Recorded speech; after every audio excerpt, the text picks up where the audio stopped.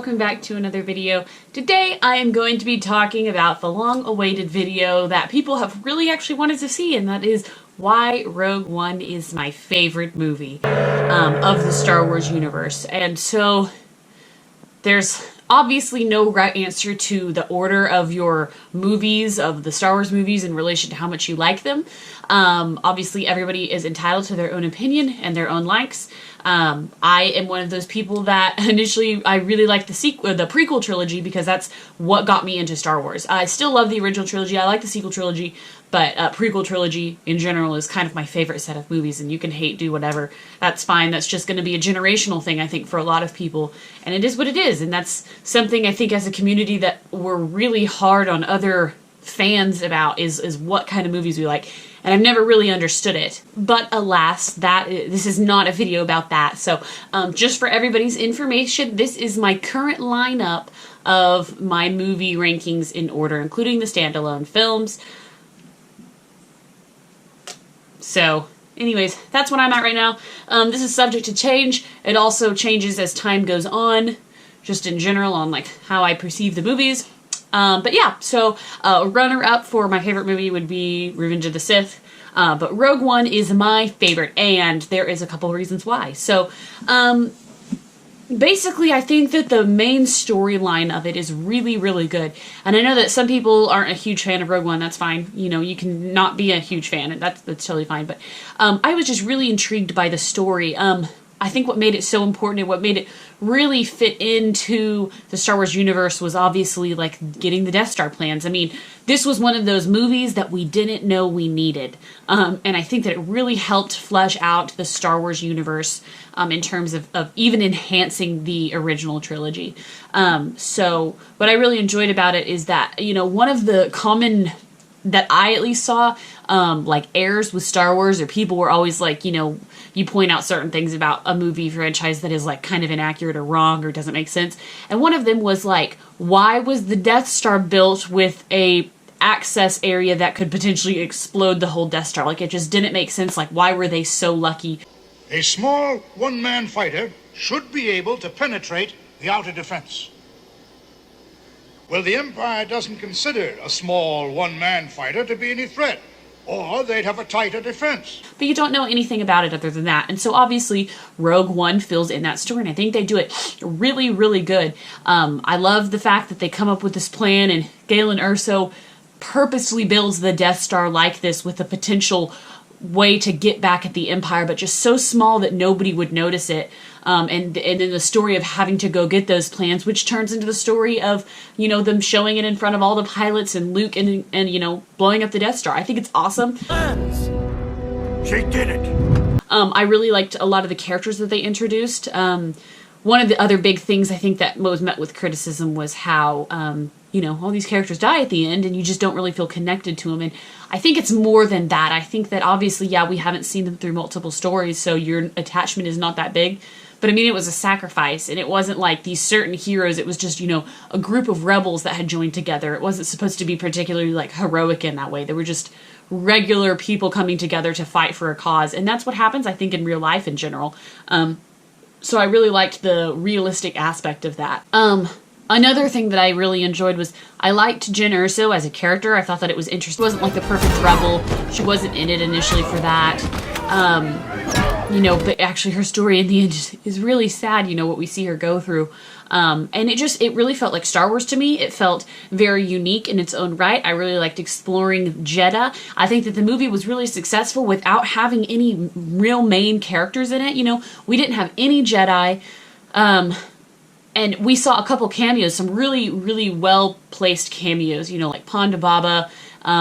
You know, they did the CGI Tarkin and the CGI Leia. I think that were just really good. I think that it enhanced the story. Of course, we see Darth Vader.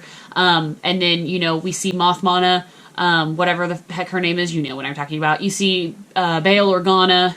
You get a little bit of a spoiler with the Rebels TV show. The Ghost, I think that you even can see it, potentially, which I think fans really liked. But overall, I mean, I think it was just a really good movie. One thing that made it stand out is that Star Wars has always been kind of happy-go-lucky. I mean, there's some dark times in it, but you don't really see the dark elements like you did in Rogue One. You know, you really see the grittiness of it and how hard fighting this battle is, and I think that it's like really realistic and kind of down to earth on what people would experience. Like Cassian Andor, you know, kind of has those experiences. He's a little bit bitter from having to fight this war all the time, and you know, Jin's father dies, and then at the end they all die. You generally don't see that kind of ending within a Star Wars movie, and so I really liked it. I definitely thought that it was very well written and displayed. And then, of course, really what pushed me over the edge is the end scene.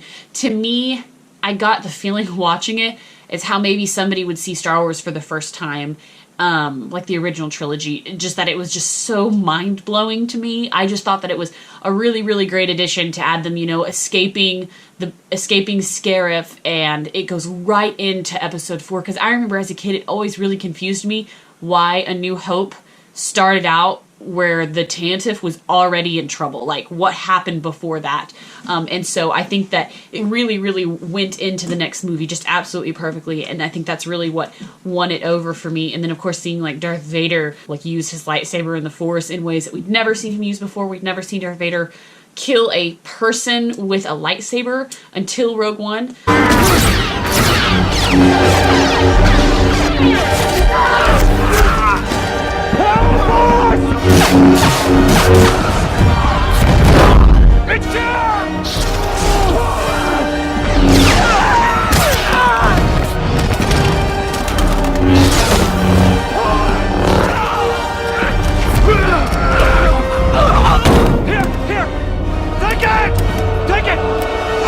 From what we see in the comics and novels about how deadly and scary Darth Vader is, was not necessarily what we saw in the original trilogy, obviously just due to the time period it was made in.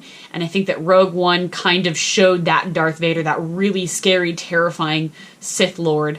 And that's just from my perspective, seeing the original trilogy. You know, I was born within the prequel era. I was born in 1995. So obviously I was not alive in the 70s and 80s. And so that technology and that kind of stuff was always older. You know, I came off of the first Star Wars movie I saw in theaters was Revenge of the Sith, and you see this huge lightsaber battle. Then you go to the original trilogy and see not a huge lightsaber battle, not hitting on the original trilogy. I mean, I think that it was definitely impressive for the time period, and I think that it's timeless and still carries over. But I just really love what Rogue One did with transferring, kind of meeting in the middle between original trilogy lightsaber cinematics and prequel trilogy, and using the Force in that way too. I think that it really just tied it together super well, and people were really able to understand how sinister Darth Vader was in that scene. I just thought it was fantastic. And I love that it absolutely led into A New Hope. I think that it was just perfectly fit within the galaxy. A standalone film doesn't need anything extra. I really liked the security droids, the K2SO droids. I think that they're really cool. We see them in the Jedi Fallen Order, which is also really, really neat.